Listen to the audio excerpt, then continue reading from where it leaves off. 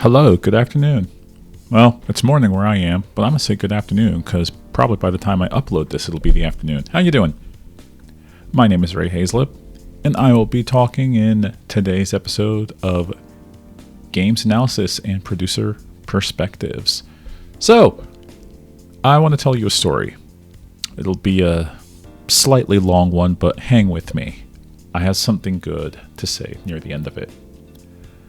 Back in, I do believe it was 2001, 2002, I went to my friend Michael. We're still friends to this day, still good friends. I played, he had an Xbox. He got an Xbox. He also had a PlayStation 2. I didn't have either. I think much later on down the line, I got a PlayStation 2. But he definitely got an Xbox later.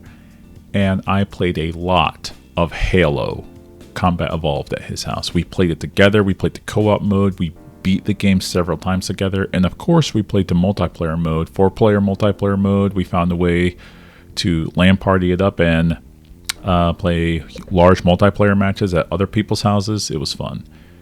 Now, I had joined the military right around this time, right around 2002. And right after I finished basic training, like literally 2 days after I finished basic training, my family went to Myrtle Beach to celebrate. And I got, my parents asked me, what do you want to get? And we stopped off at a nearby Walmart, and I bought an Xbox with a copy of Halo Combat Evolved. That was the first thing I bought when I came back from basic training. Got it home.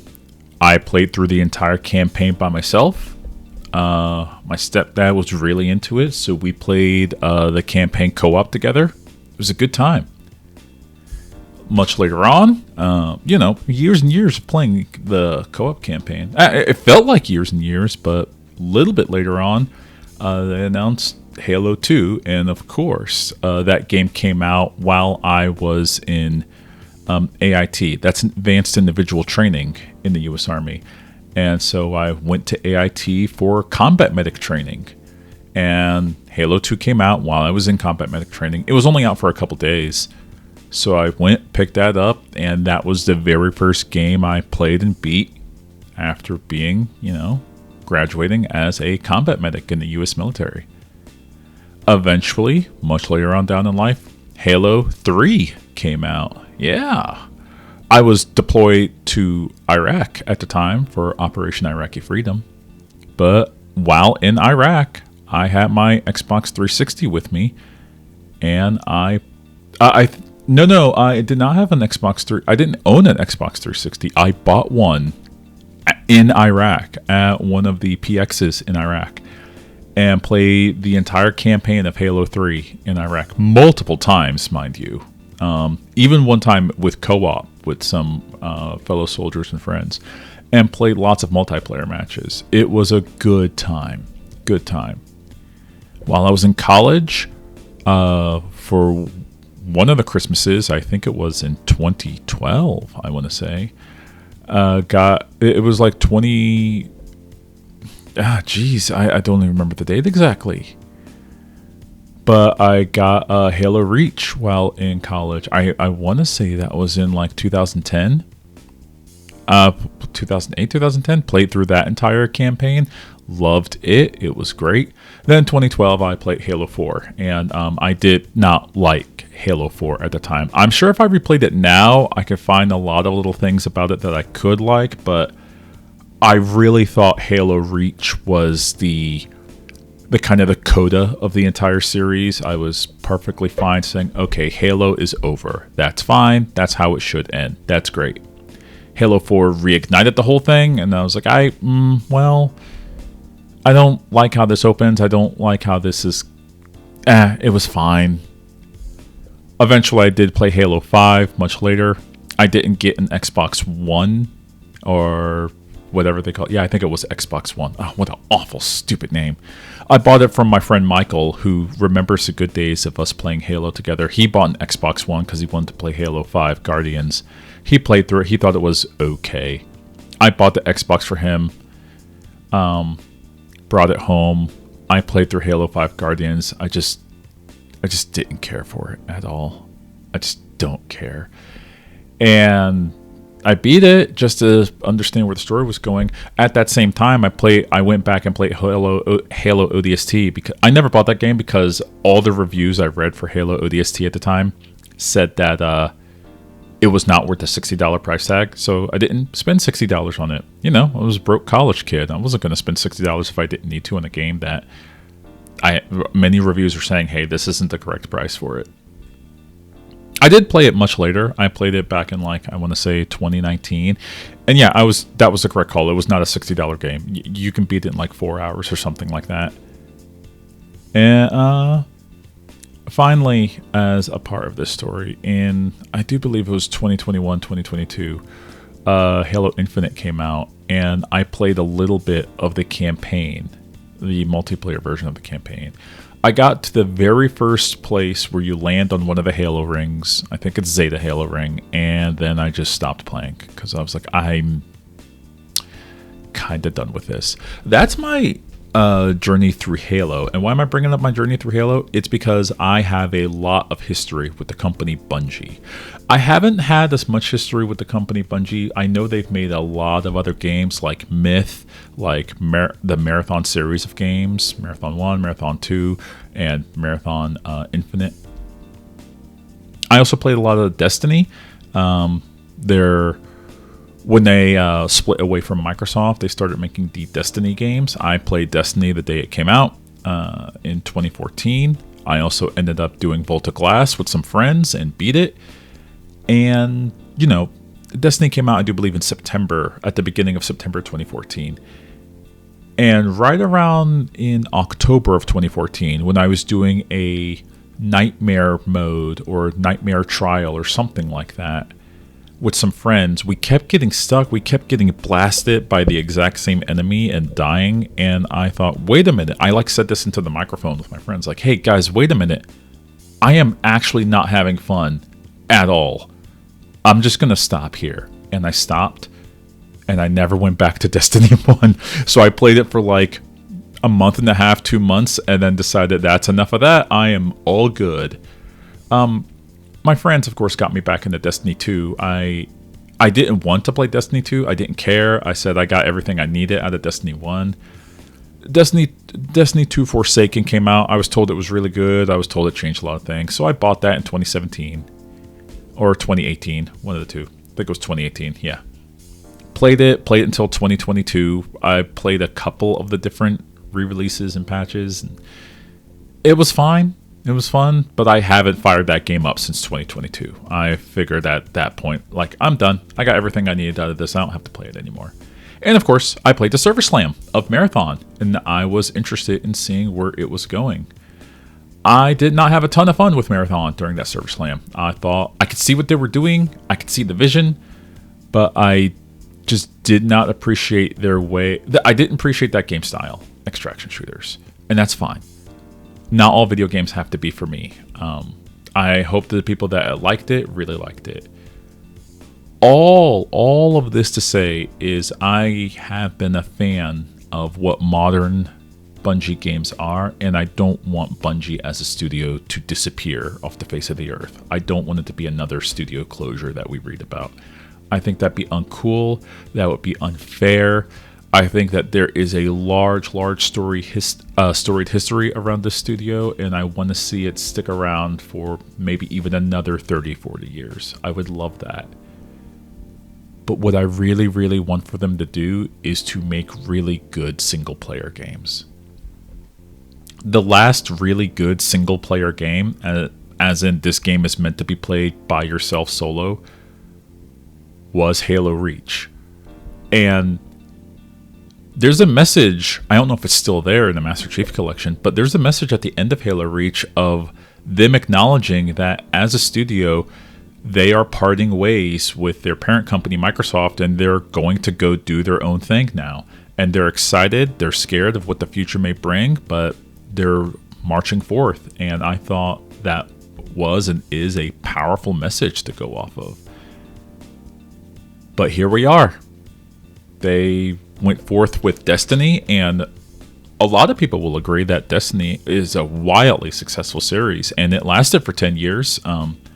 I do believe the final shape came out in 2024, and many people regard that as one of the best expansions. I haven't played it. I stopped caring where the story was going. But I'm told that people that really liked it. So good for them, great for them. I just want more single player, really good games, because Halo Reach is one of the best Halo games ever made. I could actually argue that if you've never played a single Halo game in your life, go play Halo Reach. Don't play 1, don't play 2, don't play 3.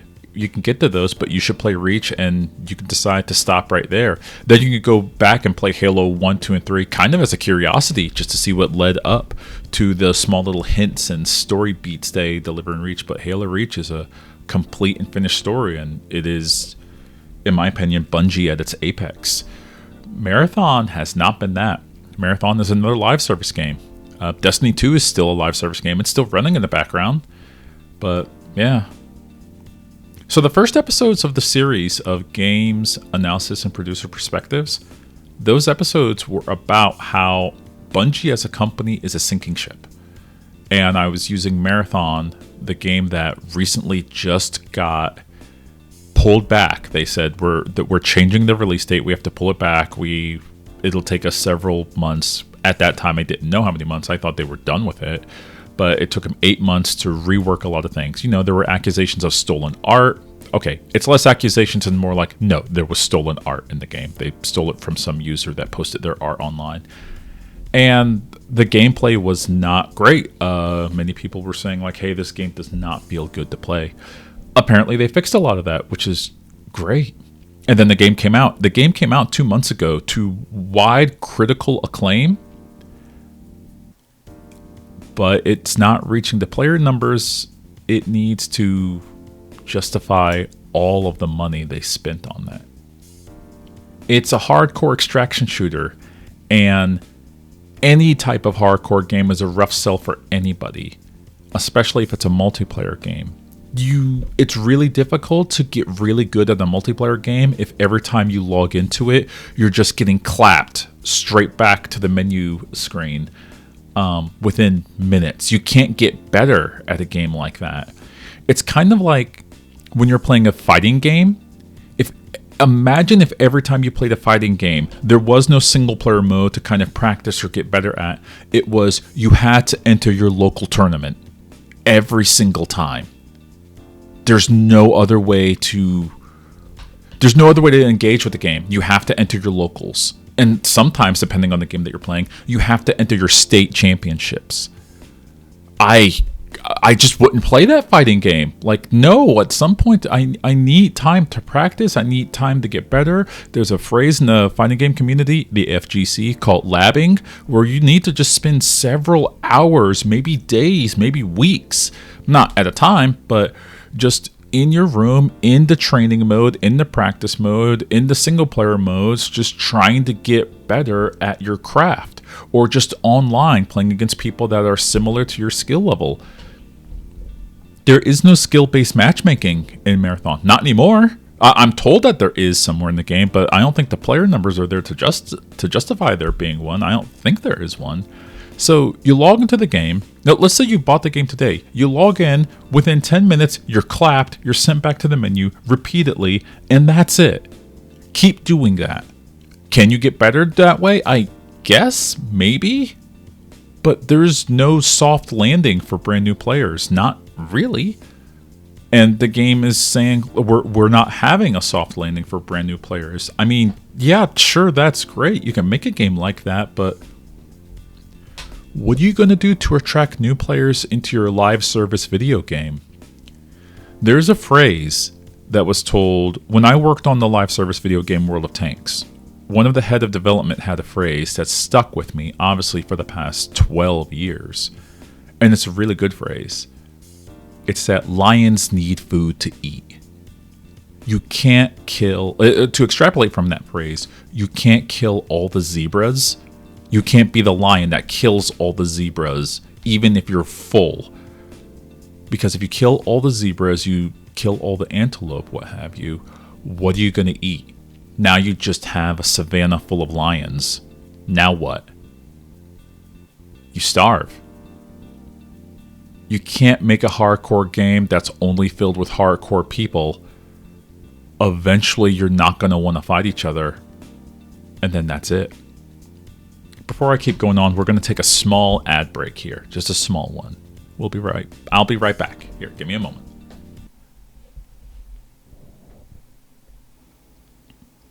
So you know what I like? I like energy drinks. I take them every time right before I work out. And what I don't like about energy drinks is when you do take them, you do have a caffeine crash right after them. And so I'm always shopping around for different energy drinks that will give me a better caffeine high, as it were. Maybe a more natural high. So we got today's sponsor, Aspire Drinks. If you want to go to aspiredrinks.com, what they give you is healthy energy that delivers balanced, crash-free 80 milligrams of natural green tea caffeine. They are sugar-free, and they come in a variety of delicious flavors. They will keep you refreshed and focused all day long. Now, as a new sponsor of this show, they are giving an exclusive discount. When you are at the checkout, enter the promo code RHAZE, and it's like Ray Hayes.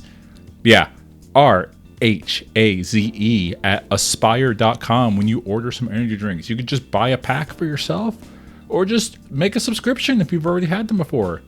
Once again, these are gluten-free, keto-friendly, soy-free, vegan, and kosher natural energy drinks. The discount is going to give you, the listener, a 20% discount. That's a heck of a deal. Go ahead and put that into, once again, aspiredrinks.com. That's RHAZE. You're already going to probably go buy some energy drinks. Why not buy a bulk? Buy some in bulk. Tell them Ray Hazlip sent you. All right?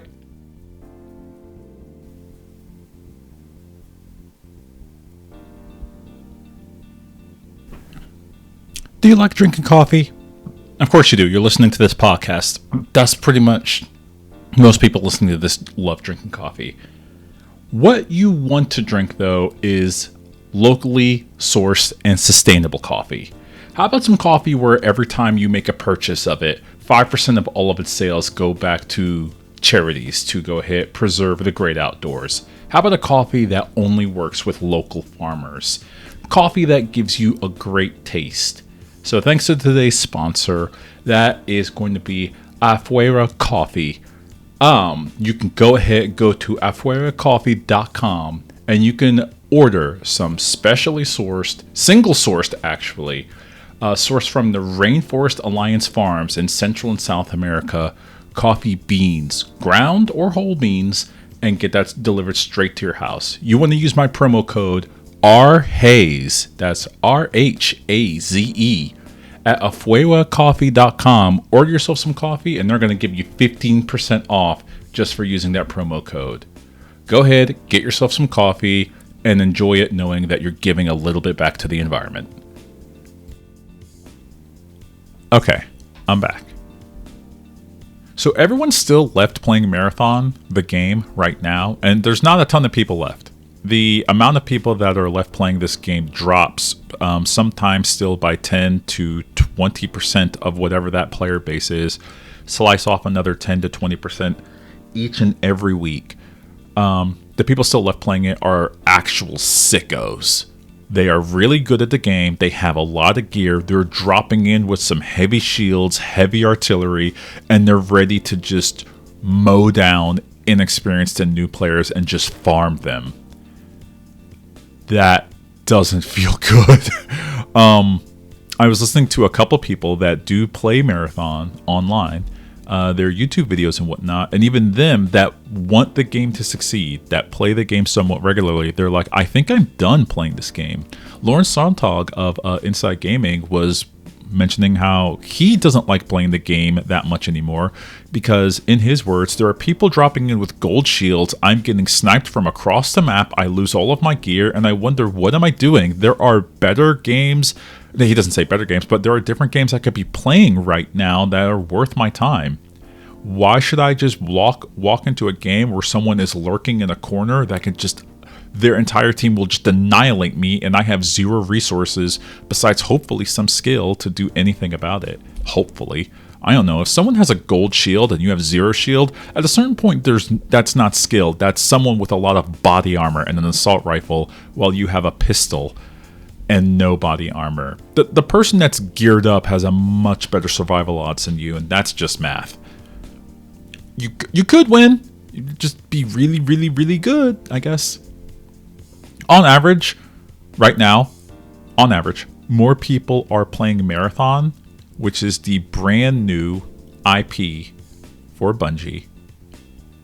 And that game costs well north of $200 million to make.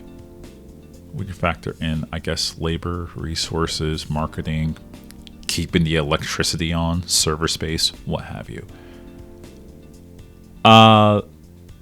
More people are playing Marathon right now than are playing Destiny 2. Destiny 2 has lost so many people playing this game that's been out for 10 years. It's basically in maintenance mode as far as many other people are concerned. I know that Bungie hasn't announced that the game is in maintenance mode, but come on. You can see the numbers. And those are the only two games in Bungie's portfolio. You have a game that has significantly lost a lot of players. I'm talking about Marathon. And you have a game that more times than not, a lot of people forget kind of exists. That's Destiny 2. Maybe Destiny 2 will do something. They'll make some new expansion that brings in a lot of new players. I doubt it. I doubt it. I think it's time to move on from Destiny 2. They can keep supporting it, maybe keep it going. They shouldn't kill it. I hate when games die. Maintenance mode for a video game, there's nothing to be ashamed of that. That should be fine. Or they should just open up the source code and just let whoever wants to do anything with it, do anything with it. I think that's a possibility.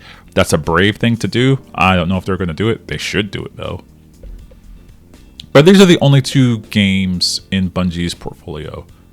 Why am I talking about Bungie as a studio again? As if I haven't talked about it in about 5 separate videos over the last year. Well, Sony recently released their Q2 report. And in that report, they noted that Bungie as a studio is going to suffer an impairment loss of $765 million. You could say because of Bungie as a studio. What's an impairment loss? That is talking about the depreciation value of assets. In this case, the asset is the studio of Bungie. Originally, the studio was purchased by Sony for $3.66 billion. And Sony has discovered, oh my gosh, the studio is not worth that amount of money at all. Marathon has missed every single benchmark and target that Sony has set for it, not only for themselves, but probably for Bungie as a company, because as we all know, and I've done separate videos on it, they have not made their money back on that game. Like, they have not broken even. They're nowhere close to breaking even. I think they're literally $160 plus billion. I mean, million, not billion. $1 million from breaking even. This means that the depreciation asset of the valuation of the company, normally a depreciation of about 10% is normally fine for a company. They're saying, nah, it's a lot more than that. It's probably closer to 1/3, 1/4 depreciation value, which is not great. Because of that, Sony said, hey, we're going to decrease the amount of money we give for fixed assets for Bungie as a company, but we are still going to give them goodwill. What does that mean? That's corporate speak. The corporate speak here is goodwill means we're not going to shut you down immediately. They have promised that they're going to keep the services on because the game has attracted a lot of hardcore players, and they want to go ahead and service those players. They said they're going to allow patches, they're going to allow continued updates, they're going to find a way to maybe drag in some new players, and it might be worth their time and effort. But they are decreasing the amount of money for fixed assets. For those of you not in the corporate or / business world, labor is a fixed asset. You have to eventually pay the people making your product. That is a fixed asset, and if they are saying we're going to decrease the amount of money for that, I'll just go ahead and write it down for you. That's a very softball way of saying we're probably going to lay off some people. How many? Who knows? I don't know. That's not good news. That's horrible news. That's terrible. It is important to note as well, while we're on the topic of probably not great news, that every single corporation ever out there, they will say we believe in this company, we're going to continue to support it, they're doing everything right. They will say that up until the very millisecond they shut down a company. Like moments before, like right as their breath finishes leaving their mouth, they hit the button that says, oh, by the way, shut down the company. Legally, they're allowed to do that because they probably have, legally speaking, the paperwork to say, hey, it's my fiduciary responsibility to make sure that this company makes money. It's not making money for a larger publicly traded corporation. We decided to shut it down. Am I saying that Sony's going to shut down Bungie? I don't know. They've shut down a bunch of other studios. I don't want them to shut down Bungie. I think we're in the possibility realm that Sony is having obviously a lot of regrets buying a studio that they believed would make them billions upon billions of dollars in live service revenue. And as I've been saying in multiple different podcasts across this channel, live service revenue as a games business model is kind of over. It still exists, but companies should stop leaning on it so much. It's such a gamble, and it's a gamble that's not worth it. How many live service studios have or live service games published by studios have just fallen against the rocks of player sentiment and died? Concord, High Guard, obviously, those are the two biggest ones that are relatively popular to point at and use as examples. There was that game by Platinum Rush, Babylon something. I forget what that game even was. It was only out for like a month before they completely shut it down. That was made by Platinum Games. How long did they spend on that? Madness. And there are lots and lots and lots of other examples. We don't have to get into them all. I could have sworn Sega published one recently, and then it just died. I can't even remember the name of them. All of them. There's so many. Foam Stars, I think, on the PlayStation. I think that's been thrown into maintenance mode. That didn't get the player numbers it needed. That was a Splatoon-like, except you used foam as opposed to ink or paint. Whatever. Goodness. I just wanted a single player marathon. That's all I've wanted. That's all I've ever wanted. Marathon, the original games that came out in the early 90s, they were single player games that told this intense story with a lot of lore. I'm not saying there's not lore in the current Marathon game, but I want to be able to play that lore on my own time without getting clapped back to the menu within a couple minutes of firing the game up. That doesn't sound fun. Whatever. What do I know? I'm just a person that talks about video games. What do I know? I do know that posting a $750 million impairment loss doesn't look great for your company. I'll tell you that for free. It's not great news. It's not awesome. I hope Marathon sticks around a little bit longer. I think I said this before. I'll say it one last time. I'll end the episode with this. I remember one of my favorite podcasts I listened to, The Jeff Gershman Show, because I really respect Jeff Gershman as a journalist. He really, really likes Marathon. He doesn't talk about how bad Marathon is doing. I don't think he wants to bring attention to it. He only talks about how great the game is, and that's fine.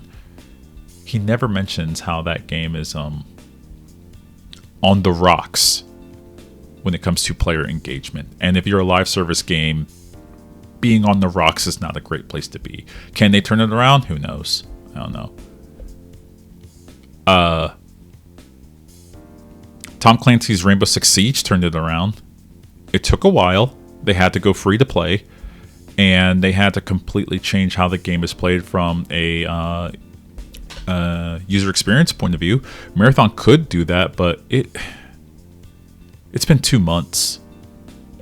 They need a incredible shift of resources to turn this around. And Jeff Gershman said he couldn't wait to see what Marathon is going to look like in Season 4, which their seasons are being released in 3-month sprints. Season 1 is going to end in June.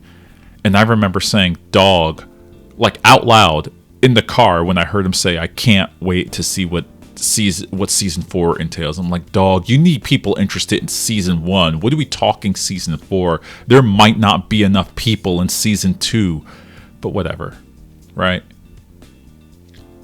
It's kind of like, hey, I have this very big, shiny, brand new toy, but it requires a bunch of other people to play it with me for maximum enjoyment. And it's like, I don't want to play with that toy. He's like, yeah, but it's a really, really, really great toy. It's like, a lot of people don't like it. Yeah, but it's really, really great. You can keep saying it's great. If that toy needs more people to play with it, how great is it really if not a lot of people are playing with it?